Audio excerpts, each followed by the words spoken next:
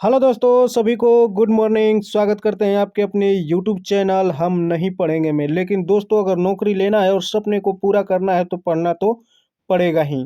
दोस्तों, आज का ये set practice Bihar police driver का फुल मॉक टेस्ट होने वाला है, जिसमें आप लोगों को मिलेगा 60 question GK GS and current affair के और 40 क्वेश्चन मिलेगा गाड़ी के पार्ट पुर्जे और मोटर वाहन अधिनियम से। ठीक है दोस्तों, जिन भाई लोगों को ट्रेड से संबंधित प्रैक्टिस सेट मारना होगा वो भी चैनल पे चल रहा है, आप लोग प्लेलिस्ट में जाकर उसे भी लगा सकते हैं। ठीक है दोस्तों, अगर आप हमारे चैनल पे नए नए आए हैं तो चैनल को सब्सक्राइब करके वीडियो को लाइक कर दीजिएगा और शेयर जरूर कर दीजिएगा, ताकि दूसरे बच्चों का भी भला हो सके। ठीक है दोस्तों, आइए आज का हम लोग पहला क्वेश्चन शुरू करते हैं। पहला क्वेश्चन कह रहा है दोस्तों कि सूर्य के प्रकाश को पृथ्वी पर पहुंचने में कितना समय लगता है। ठीक है, कितना समय लगता है। तो दोस्तों हो जाएगा इसका 8 मिनट 20 सेकेंड। ठीक है, ऑप्शन नंबर डी हो जाएगा 8 मिनट 20 सेकेंड। अगला कह रहा है कि सूर्य से निकटतम ग्रह है, यानी कि कौन सा सूर्य के सबसे निकट ग्रह है। तो इसका सही आंसर हो जाएगा बुध है, ऑप्शन नंबर बी। अगला कह रहा है कि सुमात्रा द्वीप किस में अवस्थित है, यानी कि किस समुद्र में सुमात्रा द्वीप किस में अवस्थित है। तो दोस्तों ये हो जाएगा हिंद महासागर में। ठीक है, ऑप्शन नंबर ए हो जाएगा। आइए अगला देखते हैं।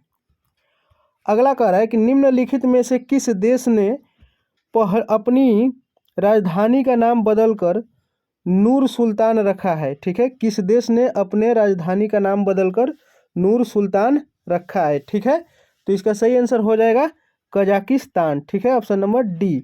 अगला कह रहा है तुर्की देश की राजधानी कहाँ है। तुर्की देश की राजधानी कहाँ है, तो ये अंकारा है। ठीक है, ऑप्शन नंबर ए अंकारा।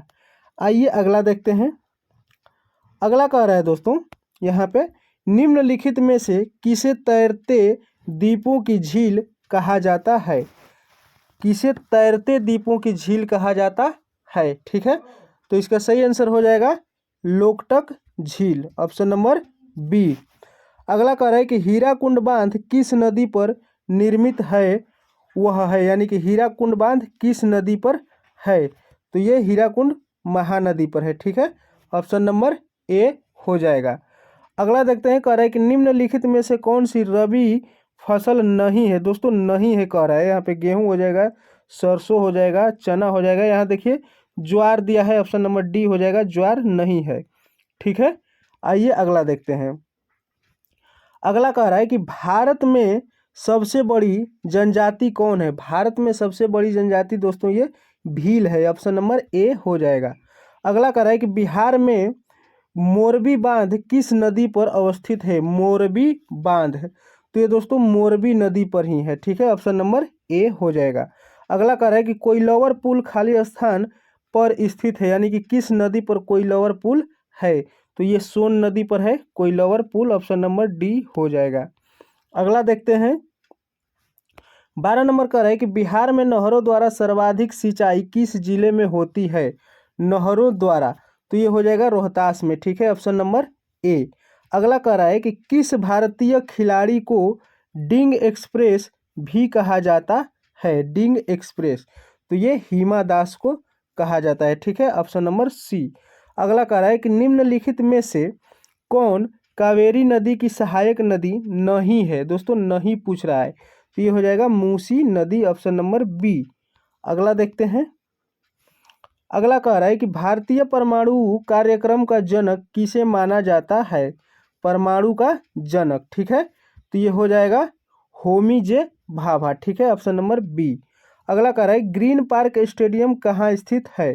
तो ग्रीन पार्क दोस्तों ये कानपुर में अवस्थित है। ठीक है, क्रिकेट स्टेडियम है, ऑप्शन नंबर सी हो जाएगा। अगला देखते हैं। अगला कह रहा है कि संविधान के किस अनुच्छेद का संबंध संविधान संशोधन प्रक्रिया से है। तो ठीक है, तो ये हो जाएगा अनुच्छेद 368 में संविधान संशोधन का क्या बोलते हैं, संबंधित अनुच्छेद है। ठीक है, उसके तहत संविधान में संशोधन कर सकते हैं। आइए अगला देखते हैं, थोड़ा बड़ा करके। हाँ, कह रहा है फ्री थ्रो का प्रयोग किस खेल में किया जाता है। फ्री थ्रो का प्रयोग किस खेल में किया जाता है? तो दोस्तों ये बास्केटबॉल में किया जाता है। ठीक है, ऑप्शन नंबर बी हो जाएगा। अगला कह रहा है सर्वोच्च न्यायालय का न्यायाधीश अपना त्यागपत्र किसे सौंप सकता है? ध्यान रखिएगा, सर्वोच्च न्यायालय पूछ रहा है। ठीक है, तो ये हो जाएगा भारत के राष्ट्रपति को अपना त्यागपत्र सौंप सकता है, ऑप्शन नंबर सी। अगला देखते हैं, कह रहा है कि संगीत नाटक अकादमी पुरस्कार की स्थापना निम्नलिखित में से किस वर्ष में की गई थी? ठीक है, संगीत नाटक अकादमी की। ठीक है, तो इसका सही आंसर हो जाएगा 1952 में किया गया था, ऑप्शन नंबर बी। अगला कह रहा है कि निम्नलिखित व्यक्तियों में से किसे भारत के राष्ट्रगान की रचना की? ठीक है, किसने भारत के राष्ट्रगान की रचना की? ठीक है दोस्तों, तो ये हो जाएगा रविंद्रनाथ टैगोर। अगर बांग्लादेश का भी पूछे राष्ट्रगान तो यही हो जाएगा रविंद्रनाथ टैगोर। ठीक है, ऑप्शन नंबर सी। अगला देखते हैं, कह रहा है कि भारतीय संविधान के कौन से अनुच्छेद संघ की कार्यपालिका से संबंधित है? ठीक है, तो 22 का हो जाएगा अनुच्छेद 52 से 78 तक। ठीक है, अनुच्छेद संघ की कार्यपालिका से संबंधित, तो ये 52 से 78 तक। ठीक है, अगला कह रहा है कि भारत और पाकिस्तान के बीच किस वर्ष शिमला समझौते पर हस्ताक्षर किए गए थे? शिमला समझौते पर हस्ताक्षर, तो ये हुआ था 1972 में, ऑप्शन नंबर बी हो जाएगा।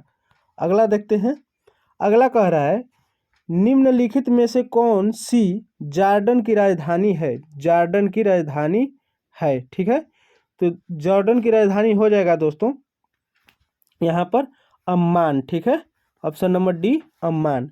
अगला कह रहा है कि नीलम संजीव रेड्डी के कार्यकाल के बाद भारत के राष्ट्रपति कौन बने? यानी कि जब नीलम संजीव रेड्डी क्या बोलते हैं राष्ट्रपति बने थे, तो उनके बाद फिर कौन बना? ठीक है, तो ज्ञानी जैल सिंह ने। ठीक है, ऑप्शन नंबर सी।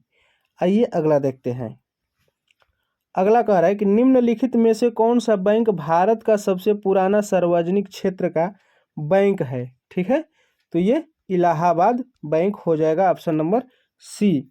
अगला कह रहा है रविंद्रनाथ टैगोर ने निम्नलिखित में से किस देश का राष्ट्रगान लिखा है? इससे जस्ट मैंने पहले ही बताया दोस्तों, ये हो जाएगा बांग्लादेश, ऑप्शन नंबर डी। अगला देखते हैं, कह रहा है कि भारत का मूल रूप संविधान द्वारा हाथ से लिखा गया था, यानी कि किसके हाथों के द्वारा लिखा गया था? ठीक है, तो ये हो जाएगा प्रेम बिहारी नारायण राय ज़्यादा। ठीक है, ऑप्शन नंबर सी। अगला कह रहा है कि स्वतंत्रता संग्राम 1857 का सिपाही विद्रोह किस शहर में हुआ था? ठीक है, तो ये मेरठ से हुआ था। ठीक है, ऑप्शन नंबर डी मेरठ हो जाएगा। आइए अगला देखते हैं, अगला कह रहा है कि उत्तर प्रदेश में सबसे लंबी नहर कौन सी है? उत्तर प्रदेश में सबसे लंबी नहर कौन सी है? तो ये शारदा नहर हो जाएगा, ऑप्शन नंबर बी। अगला कह रहा है कि बिहार में नुहानी राज्य का संस्थापक कौन था? ठीक है, बिहार में नुहानी राज्य का संस्थापक था, यानी कि कौन था? तो मोहम्मद शाह नुहानी। ठीक है, ऑप्शन नंबर बी। अगला देखते हैं, अगला कह रहा है कि बिहार में कहलगांव बाढ़ नवीनगर किसके केंद्र है? ठीक है, बिहार में कहलगांव बाढ़ नवीनगर किसके केंद्र हैं? कहाँ है इसके केंद्र? तो इसका हो जाएगा ताप विद्युत। ठीक है, ऑप्शन नंबर ए ताप विद्युत। आइए अगला देखते हैं, थोड़ा सा बड़ा करते हैं इसको भी। हाँ, कह रहा है कि बिहार विधान परिषद में सदस्यों की संख्या यानी कि कितनी है? तो ये 75 हो जाएगा, ऑप्शन नंबर ए। अगला कह रहा है कि जट जटिन लोकनाट्य नृत्य कहाँ प्रसिद्ध है? जट जटिन पूछ रहा है दोस्तों, तो ये बिहार का ही है, ऑप्शन नंबर डी। अगला कह रहा है कि भोजपुरी भाषा की विश्व प्रसिद्ध कृति विदेशिया की रचनाकार हैं, यानी कि कौन है? तो ये हो जाएगा Bhikhari Thakur, option number A. आइए अगला देखते हैं, कह रहा है कि निम्नलिखित 4 संभावनाओं में से निलंबन में कौन सा गुण है, ठीक है, निलंबन में कौन सा गुण है, तो विषमांगी मिश्रण है, ठीक है, ऑप्शन नंबर ए। अगला कह रहा है कि कितने इलेक्ट्रॉन पर आवेश एक कूलाम विद्युत आवेश के बराबर होता है, ठीक है। तो इसका सही आंसर हो जाएगा 6 × 10⁻18, ऑप्शन नंबर बी। अगला देखते हैं, कह रहा है कि निम्नलिखित में से कौन सा एक अपरमाणविक कण नहीं है, ठीक है, अपरमाणविक कण नहीं है, तो ये अणु हो जाएगा, ऑप्शन नंबर बी।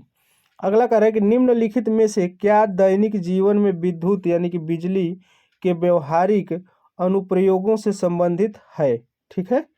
तो इसका सही आंसर मिलान करना है दोस्तों। विद्युत विद्युत ओवन, विद्युत इस्त्री, सौर जल तापक, ठीक है, इनमें से कौन अनुप्रयोग से संबंधित है, ठीक है। तो इसका सही आंसर हो जाएगा 1 और 2, जैसे कि विद्युत ओवन और विद्युत इस्त्री, ठीक है, ऑप्शन नंबर सी हो जाएगा। आइए अगला देखते हैं। 40 नंबर का है कि तारे के टिमटिमाने के लिए कौन सी परिघटना उत्तरदायी है, तारे के टिमटिमाने के लिए, तो ये हो जाएगा वायुमंडलीय अपवर्तन के कारण तारे टिमटिमाते हैं, ठीक है, ऑप्शन नंबर डी हो जाएगा।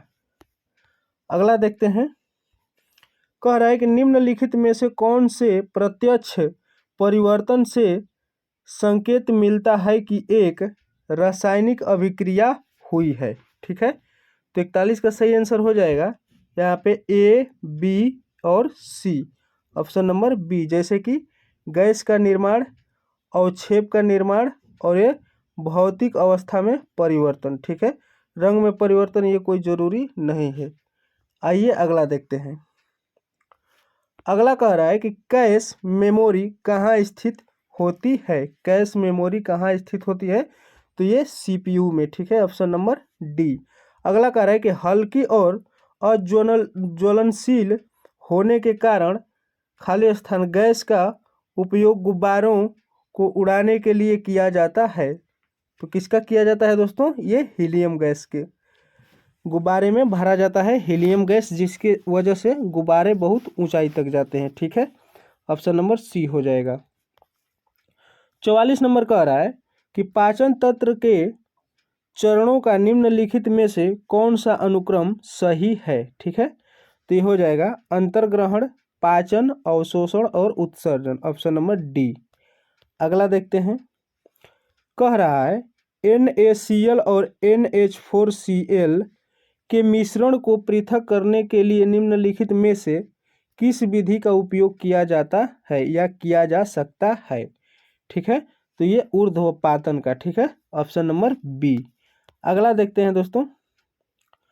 अगला 46 नंबर का रहा है कि किस देश ने एडफाल्सीवैक्स नामक अपना पहला स्वदेशी मलेरिया वैक्सीन विकसित करने की घोषणा की है, ठीक है, तो ये भारत हो जाएगा, ऑप्शन नंबर बी। अगला कह रहा है कि हाल ही में रक्षा खरीद नियमावली 2025 को किसने मंजूरी दी है, ठीक है, तो ये रक्षा मंत्री राजनाथ सिंह ने, ऑप्शन नंबर बी।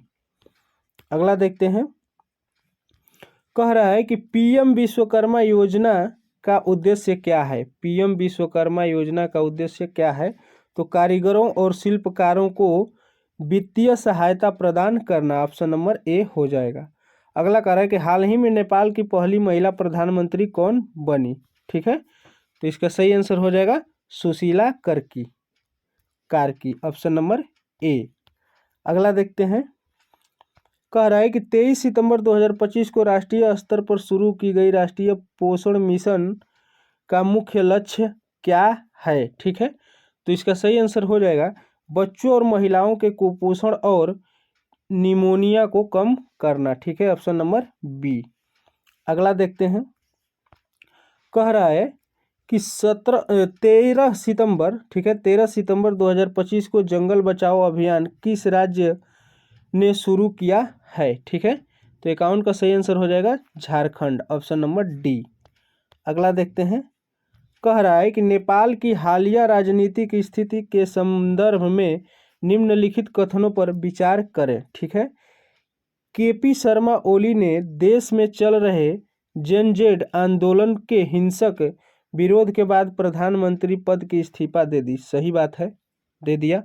उसके बाद सुशीला कार्की को नेपाल की पहली महिला अंतरिम प्रधानमंत्री नियुक्त किया गया। ये भी सही बात है।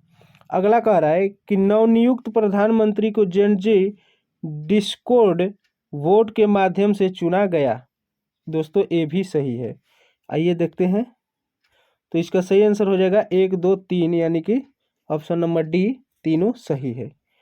अगला कह रहा है, देखते हैं, कह रहा है कि भारत के पहले बांस आधारित एथेनॉल संयंत्र की स्थापना किस राज्य में की गई। ठीक है, तो दोस्तों ये आसाम में किया गया, ऑप्शन नंबर ए। अगला कह रहा है कि टाइम पत्रिका के किंग ऑफ द ईयर पुरस्कार 2025 से किस भारतीय मूल के अमेरिकी छात्रा को सम्मानित किया गया। ठीक है, तो ये तेजस्वी मनोज हो जाएगा, ऑप्शन नंबर ए।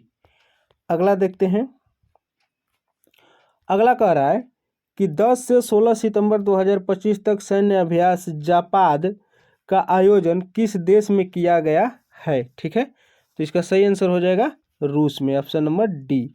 अगला कह रहा है कि 10 सितंबर को प्रतिवर्ष कौन सा दिवस मनाया जाता है। 10 सितंबर को तो विश्व आत्महत्या रोकथाम दिवस के रूप में, ठीक है, दिवस के रूप में मनाया जाता है, ऑप्शन नंबर बी हो जाएगा।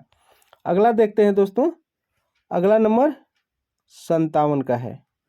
57 कह रहा है कि सितंबर 2025 में, ठीक है, सितंबर 2025 में विश्व के सबसे बड़े तैरते सौर ऊर्जा संयंत्र, ठीक है, सोलर पावर प्लांट का उद्घाटन किस देश में किया गया।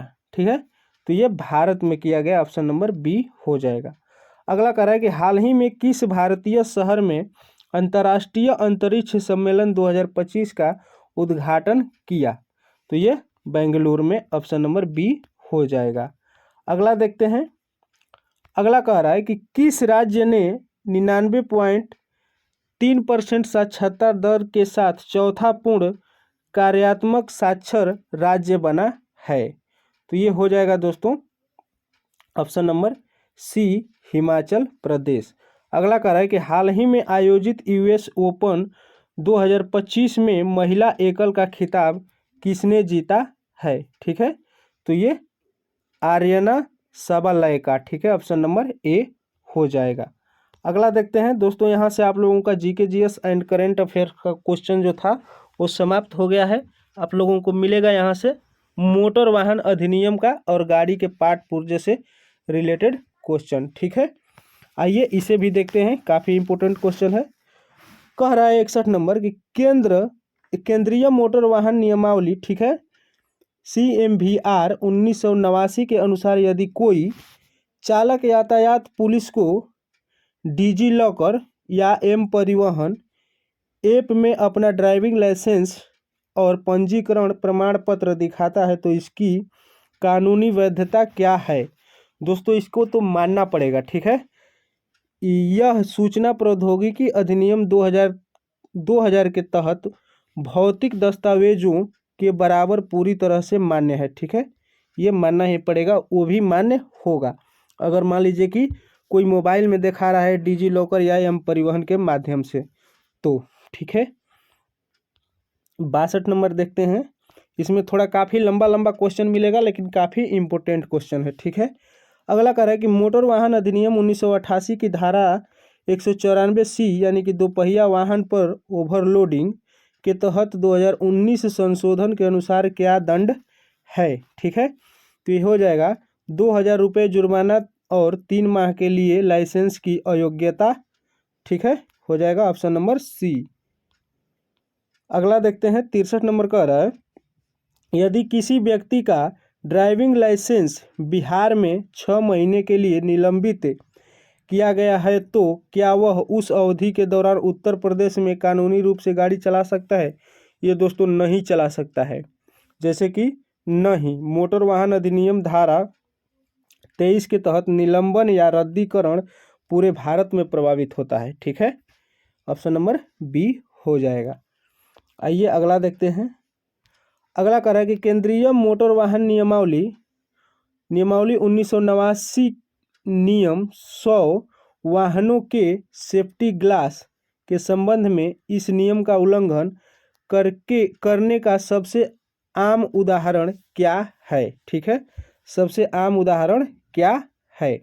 तो दोस्तों ये हो जाएगा 64 का कि निर्धारित सीमा से अधिक गहरे रंग की टिंटेड फिल्म लगाना। ठीक है, यानी कि शीशे पर अलग अलग तरह का कलर चढ़ाना, ये गलत है। ठीक है, ऑप्शन नंबर बी हो जाएगा।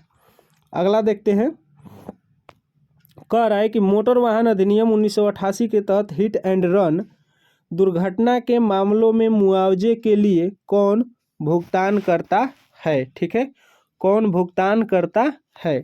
तो केंद्र सरकार द्वारा मोटर वाहन दुर्घटना कोष। ठीक है, ऑप्शन नंबर ए हो जाएगा। अगला देखते हैं। अगला फिगर से सवाल है। फिगर से दोस्तों एग्जाम में कम से कम 3-4 क्वेश्चन तो आएगा ही आएगा। अगला कह रहा है कि एक त्रिकोणीय यानी कि सचेतक चिन्ह जिसमें एक वाहन को खड़ी पहाड़ी से ऊपर चढ़ते हुए दिखाया गया है क्या दर्शाता है। इसके बारे में पूछ रहा है, क्या दर्शाता है। ठीक है दोस्तों, तो ये हो जाएगा। इसमें लिखा भी है क्वेश्चन में, ये इसका आंसर है, ये खड़ी चढ़ाई हो जाएगा, ऑप्शन नंबर बी। अगला देखते हैं। कह रहा है कि मोटर वाहन अधिनियम 1988 की धारा 140 के तहत बिना किसी गलती के दायित्व का मुख्य उद्देश्य क्या है। ठीक है, तो इसका हो जाएगा कि दुर्घटना के पीड़ित को लंबी कानूनी कार्रवाई का इंतजार किए बिना तत्काल अंतरिम मुआवजा प्रदान करना। ठीक है, ऑप्शन नंबर बी। अगला देखते हैं। कह रहा है कि सड़क पर बनी ट्रांसवर्स वार लाइंस सड़क की चौड़ाई में एक दूसरे के करीब आती हुई मोटी रेखाएं, ठीक है, का क्या उद्देश्य होता है। ठीक है, तो इसका सही आंसर हो जाएगा कि यह एक रंबल ट्रिप है जो चालक को आगे खतरे जैसे चौराहा या टोल प्लाजा के प्रति सचेत करने और गति कम करने के लिए होती है, ऑप्शन नंबर बी। अगला देखते हैं।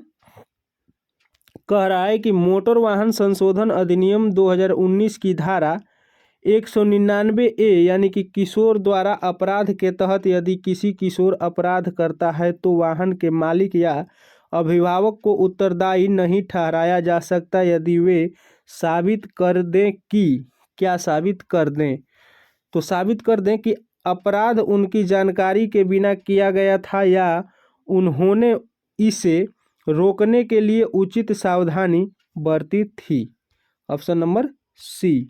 अगला देखते हैं। कह रहा है कि एक गोल यानी कि अनिवार्य यातायात चिन्ह जो नीली पृष्ठभूमि का है और उस पर सफ़ेद रंग में हॉर्न का चित्र बना है उसका क्या अर्थ है। ठीक है, तो इसका हो जाएगा कि हॉर्न बजाना अनिवार्य है, ऑप्शन नंबर बी। अगला देखते हैं। कह रहा है कि अंतर्राष्ट्रीय ड्राइविंग परमिट की वैधता कितनी होती है। अंतर्राष्ट्रीय ड्राइविंग, ठीक है, तो जारी होने की तारीख से 1 वर्ष या घरेलू ड्राइविंग लाइसेंस की समाप्ति तक जो भी पहले हो, ऑप्शन नंबर बी हो जाएगा। अगला देखते हैं। कह रहा है दोस्तों केंद्रीय मोटर वाहन नियमावली के अनुसार आपकी कार की ब्रेक लाइट का रंग क्या होना अनिवार्य है। ब्रेक लाइट का रंग, ठीक है, तो ब्रेक लाइट का रंग होता है दोस्तों लाल, ऑप्शन नंबर सी। ठीक है, अगला इस फिगर के बारे में पूछ रहा है कि यह संकेत किसके लिए है। ठीक है दोस्तों, जैसे इसके बारे में, तो यह संकेत है दोस्तों कि सामने और पीछे से आने वाले यातायात को रुकने का संकेत। ठीक है, ऑप्शन नंबर ए। आइए अगला देखते हैं। कह रहा है कि मोटर वाहन अधिनियम 1988 की धारा 2 का 16 के अनुसार हैवी गुड्स व्हीकल, ठीक है, कि किस आधार पर परिभाषित किया गया है। तो 74 का सही आंसर हो जाएगा कि वाहन का सकल वाहन वजन, ठीक है, 12,000 किलोग्राम से अधिक हो तभी उसे हैवी मोटर में माना जाएगा। ठीक है, आइए अगला देखते हैं। 75 कह रहा है कि एक नो एंट्री चिन्ह और एक वन वे चिन्ह में क्या मुख्य अंतर है। ठीक है, तो दोस्तों हो जाएगा कि नो एंट्री सड़क में प्रवेश को प्रतिबंधित करता है, जबकि वन वे यह दर्शाता है कि यातायात केवल एक ही दिशा में चल सकता है। ये दोनों में अंतर है, ऑप्शन नंबर ए हो जाएगा। अगला देखते हैं, कह रहा है कि वाहन चलाते समय हेडलाइट के हाई बीम का उपयोग कब अनुचित या अवैध माना जाता है। ठीक है, तो जब सामने से कोई अन्य वाहन आ रही हो या आप किसी वाहन के पीछे चल रहे हो जिससे चकाचौंध हो। ठीक है, ऑप्शन नंबर बी हो जाएगा। अगला देखते हैं, कह रहा है कि मोटर वाहन अधिनियम की धारा 196 के तहत बिना वैध बीमा के वाहन चलाने पर 2019 संशोधन के बाद पहली बार में क्या दंड है। ठीक है, पहली बार में क्या दंड है, तो 2,000 रुपये जुर्माना या 3 महीने तक की कैद, ऑप्शन नंबर सी हो जाएगा। अगला देखिए ये फिगर से, तो इसका क्या अर्थ है मोटरसाइकिल और कार। ठीक है दोस्तों, तो यहाँ पे हो जाएगा, यहाँ पे जैसे कि सभी मोटर वाहनों का आना मना है। ठीक है, ऑप्शन नंबर सी।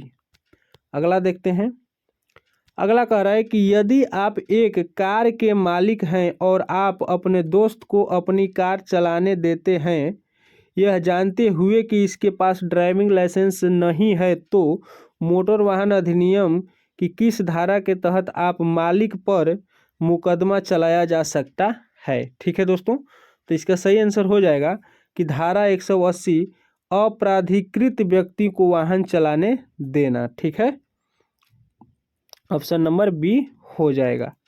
अगला देखते हैं, अगला कह रहा है कि सड़क के किनारे पर रंगी हुई एक टूटी हुई पीली रेखा, ठीक है, क्या दर्शाती है। तो इसका सही आंसर हो जाएगा दोस्तों कि पार्किंग की अनुमति है, यह नो पार्किंग को प्रतिबंधित नहीं करता है, ऑप्शन नंबर डी। अगला देखते हैं, कह रहा है कि वाहन तेज एक्सीलरेशन के दौरान हिचकिचाहट दिखाता है लेकिन स्थिर गति पर ठीक चलता है। तो इसका सही आंसर हो जाएगा 81 का कि एक कमजोर फ्यूल पंप जो उच्च मांग के तहत पर्याप्त दबाव नहीं बना पा रहा है। ठीक है, ऑप्शन नंबर बी। अगला देखते हैं, अगला कह रहा है कि इंजन ऑयल की जांच करते समय डीप स्टिक पर दूधिया या मलाईदार भूरा पदार्थ पाया जाता है, यह किसका अचूक संकेत है। ठीक है, तो 82 का सही आंसर हो जाएगा कि इंजन ऑयल में कूलेंट का मिश्रण हो रहा है, संभवतः खराब हेड गैस्केट के कारण। ठीक है, ऑप्शन नंबर बी। अगला देखते हैं, कह रहा है कि एबीएस और ट्रैक्शन कंट्रोल दोनों की चेतावनी लाइटें डैशबोर्ड पर एक साथ जल रही है, इसका एक बहुत ही सामान्य और अपेक्षाकृत सरल कारण जैसे कि महंगे एबीएस मॉड्यूल के अलावा क्या हो सकता है। ठीक है, तो इसका सही आंसर हो जाएगा कि एक खराब व्हील स्पीड सेंसर या उसका टूटा हुआ तार, ऑप्शन नंबर बी हो जाएगा। अगला देखते हैं, कह रहा है कि petrol SI engine oxygen sensor का प्राथमिक कार्य क्या है। ठीक है, तो इसका सही आंसर हो जाएगा कि यह मापता है कि एग्जॉस्ट में कितनी बिना जली ऑक्सीजन है और यह जानकारी ईसीयू को भेजता है ताकि एयर फ्यूल मिश्रण को समायोजित किया जा सके, ऑप्शन नंबर ए हो जाएगा। अगला देखते हैं, कह रहा है कि वाहन को स्टार्ट करते समय इंजन सामान्य से अधिक तेजी से बहुत आसानी से क्रैंक होता है लेकिन स्टार्ट नहीं होता है, यह तेज क्रैंक किसका संकेत होता है। ठीक है, तो इसका सही आंसर हो जाएगा कि इंजन में कोई कंप्रेशन नहीं बन रहा है, जैसे टूटी हुई टाइमिंग बेल्ट के कारण, ऑप्शन नंबर सी हो जाएगा। अगला देखते हैं दोस्तों, अगला कह रहा है 86 नंबर कह रहा है कि इंटर फेरेंस, ठीक है, इंटरफेरेंस इंजन और नॉन इंटरफेरेंस इंजन में क्या मुख्य अंतर है। ठीक है, तो हो जाएगा कि यदि इंटरफेरेंस इंजन में टाइमिंग बेल्ट टूट जाती है तो पिस्टन वाल्व से टकरा सकते हैं, जिससे इंजन को गंभीर क्षति होती है। ठीक है, ऑप्शन नंबर बी। अगला देखते हैं। अगला कह रहा है कि मैनुअल गियर बॉक्स वाली गाड़ी में गियर बदलते समय तेज पीसने की आवाज़ आती है, खासकर दूसरे से तीसरे गियर में जाते समय। इसका सबसे संभावित कारण क्या है। ठीक है, तो हो जाएगा कि उस विशिष्ट गियर का सिंक्रोनाइजर खराब हो गया है। ठीक है, ऑप्शन नंबर सी। अगला देखते हैं। कह रहा है कि यदि आप गलती से DOT 3/4 ग्लाइकॉल आधारित ब्रेक फ्लूइड वाले सिस्टम में DOT 5 सिलिकॉन आधारित ब्रेक फ्लूइड मिला देते हैं तो इसका सबसे खतरनाक परिणाम क्या होगा। ठीक है, तो 88 का हो जाएगा कि दोनों फ्लूइड रासायनिक रूप से प्रतिक्रिया करेंगे और सिस्टम की सील को खराब कर देंगे। ठीक है, ऑप्शन नंबर बी हो जाएगा। अगला देखते हैं। कह रहा है कि वाहन का हीटर ठीक से गर्म हवा नहीं दे रहा है, भले ही इंजन सामान्य तापमान पर चल रहा हो। इसका एक सामान्य कारण क्या है। ठीक है, तो इसका सही आंसर हो जाएगा कि कूलेंट का स्तर बहुत कम होना या हीटर कोर में एयर लॉक होना। ठीक है, ऑप्शन नंबर ए। अगला देखते हैं। अगला कह रहा है कि वाहन केवल दाईं ओर मोड़ते समय क्लिक क्लिक क्लिक जैसी तेज आवाज़ करता है, जो एक्सीलरेशन के साथ तेज हो जाती है। यह किसका क्लासिक संकेत है। ठीक है, तो ये हो जाएगा कि बाएं कॉस्टेट वेलोसिटी जॉइंट का खराब होना। ठीक है, ऑप्शन नंबर बी। अगला देखते हैं। अगला कह रहा है कि इंजन सामान्य रूप से चलता है लेकिन चेक इंजन लाइट चालू है। Code reader P0401 EGR flow insufficient. ठीक है, EGR प्रवाह अपर्याप्त दिखाता है। इसका सबसे संभावित कारण क्या है। तो 91 का सही आंसर हो जाएगा कि EGR वाल्व या उसके मार्ग, ठीक है, मार्ग कार्बन से जाम हो गए हैं। Option number B. अगला देखते हैं। कह रहा है कि वाहन के इलेक्ट्रिकल, ठीक है, ग्राउंड का क्या महत्व है। वाहन के इलेक्ट्रिकल ग्राउंड का क्या महत्व है। तो इसका सही आंसर हो जाएगा कि यह एक सामान्य रिटर्न पाथ प्रदान करता है ताकि करंट बैटरी के निगेटिव टर्मिनल तक वापस जा सके और सर्किट पूरा हो सके। ऑप्शन नंबर बी हो जाएगा। अगला देखते हैं। कह रहा है कि ब्रेक बूस्टर जो मास्टर सिलेंडर के पीछे लगा होता है, आमतौर पर ब्रेक पैडल पर लगाए गए बल को बढ़ाने के लिए किसका उपयोग करता है। ठीक है, तो इसका सही आंसर हो जाएगा कि इंजन के इनटेक मैनिफोल्ड से उत्पन्न वैक्यूम। ठीक है, ऑप्शन नंबर बी। अगला देखते हैं। कह रहा है कि यदि एक टायर के ट्रेड के बीच बीच में अनियमित रूप से घिसते हुए कप या स्कैपलिंग पैटर्न दिखाई देते हैं तो यह आमतौर पर किसका संकेत है। ठीक है, तो इसका सही आंसर हो जाएगा कि घिसे हुए या खराब शॉक एब्जॉर्बर या सस्पेंशन घटक। ठीक है, ऑप्शन नंबर सी हो जाएगा। 95 नंबर कह रहा है कि एक ऑटोमेटिक ट्रांसमिशन वाली गाड़ी जब डी ड्राइव में डाली जाती है तो गियर पकड़ने में देरी करती है या इंजन का RPM बढ़ने पर ही झटका देकर चलती है। इसका सबसे पहला और संभावित कारण क्या है। ठीक है, तो ये हो जाएगा कि ट्रांसमिशन फ्लूइड का स्तर कम होना। Option number A. अगला देखते हैं। कह रहा है कि पेट्रोल इंजन में इग्निशन कॉइल का सटीक कार्य क्या है।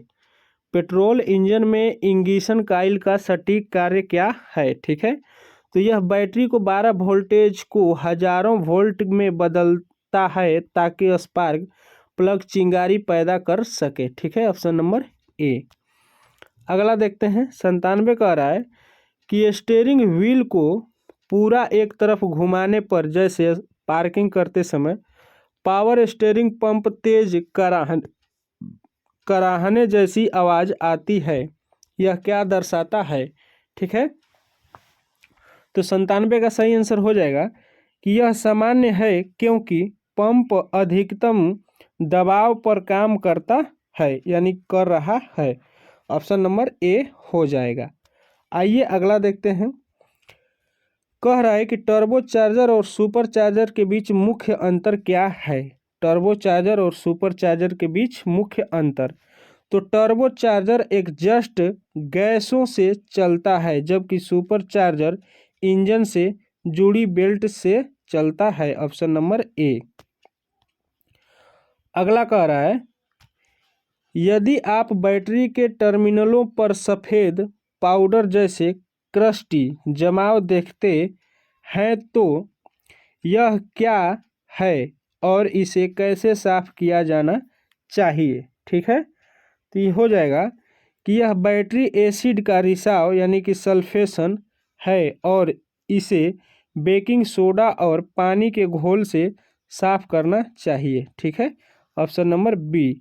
आज का नेक्स्ट एंड लास्ट कह रहा है कि वाहन चलाते समय ब्रेक पेडल में लगातार कंपन महसूस होता है, एबीएस के सक्रिय होने जैसा नहीं, खासकर जब ब्रेक धीरे धीरे लगाए जाते हैं। इसका सबसे संभावित कारण क्या है? ठीक है, तो इसका सही आंसर हो जाएगा कि मुड़े हुए या विकृत ब्रेक डिस्क। ठीक है, ऑप्शन नंबर सी हो जाएगा। तो आज का ये सेट प्रैक्टिस कैसा लगा आप लोग कमेंट जरूर करिएगा। ठीक है दोस्तों, ये 100 क्वेश्चन समाप्त होता है और जिन लोगों को बिहार पुलिस ड्राइवर का ट्रेड से रिलेटेड सेट प्रैक्टिस लगाना होगा वो डेली एक प्रैक्टिस सेट चल रहा है, प्लेलिस्ट में पड़ा हुआ है, आप लोग जाकर उसे देख सकते हैं और लगा सकते हैं। ठीक है, और ये फुल मॉक टेस्ट भी चल रहा है, 60 question GK GS current affairs और 40 क्वेश्चन ये गाड़ी के पार्ट पुर्जे और मोटर वाहन अधिनियम से। ठीक है दोस्तों, अगर आप हमारे चैनल पर नए नए आए हैं तो चैनल को सब्सक्राइब कर दीजिएगा, वीडियो को लाइक करके शेयर जरूर करिएगा ताकि दूसरे बच्चों का भी भला हो सके। ठीक है, मिलते हैं किसी नेक्स्ट वीडियो में कोई नए चैप्टर के साथ, कोई नए सेट प्रैक्टिस के साथ। तब तक के लिए जय हिंद।